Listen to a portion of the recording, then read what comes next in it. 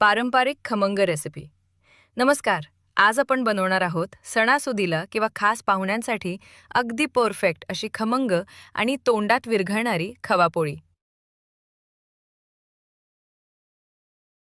सुरुवात करूया एका फुलपात्र रव्यापासून. रवा मंद आचेवर छान सोनेरी रंग येईपर्यंत भाजून घ्या.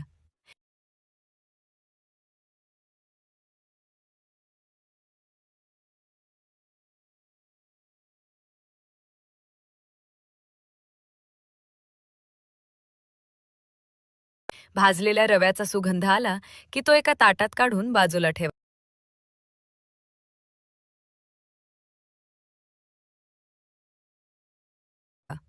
आता त्याच पातेल्यात 375 ग्रॅम खवा आणि 375 ग्रॅम साखर घाला. मंद आचेवर सतत ढवळत राहा. ही स्टेप खूप महत्वाची आहे.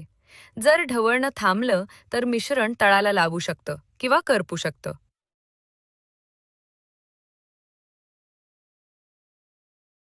ही रेसिपी आवडली असेल तर व्हिडिओला लाईक करा, शेअर करा आणि अशाच पारंपरिक रेसिपीसाठी आमच्या चॅनलला नक्की सबस्क्राईब करा.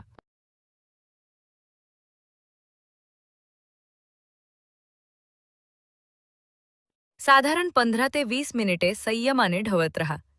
अधूनमधून चमच्याने तपासा की साखर पूर्णपणे विरघळली आहे का. साखर पूर्ण विरघळेपर्यंत गॅस मंदच ठेवा. पहा, आता खव्याचा सुंदर खमंग सुगंध यायला सुरुवात झाली आहे. हाच या पोळीच्या चवीचं खरं रहस्य आहे.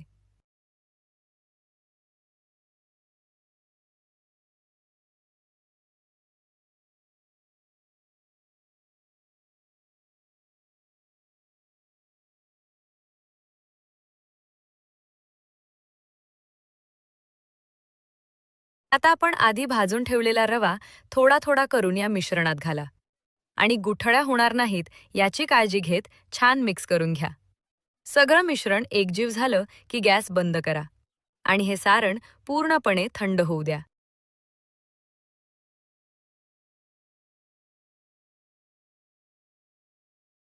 सारण थंड झाल्यावर आपल्या आवडत्या कणकेत भरून मस्त खवा पोळ्या लाटा.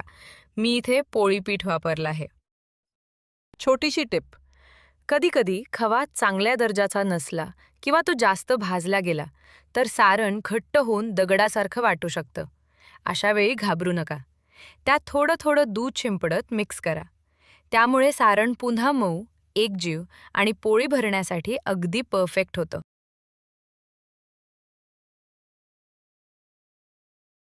आता पोळी बनवताना एक काळजी घ्या. पोळी मध्यम साईजमध्ये लाटून घेऊ. न जास्त पातळ, न जास्त जाडसर. जेणेकरून सारण सगळीकडे समान लाटलं जाईल. लाटणं जास्त जाड किंवा बारीक नसावे, जेणं की पातळ झालं तर त्याच्या पोळी चिटकेल आणि जाड झाला तर आपले सारं व्यवस्थित पसरणार नाही आणि चवही नाही येणार.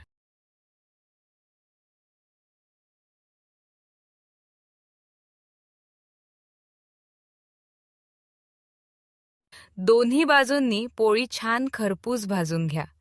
गरमागरम खवा पोळीवर तुपाचा एक चमचा आणि प्रत्येक घासात मिळेल खव्याची श्रीमंती, रव्याचा हलका कुरकुरीतपणा आणि अप्रतिम चव. भेटूया पुढच्या स्वादिष्ट रेसिपीसोबत.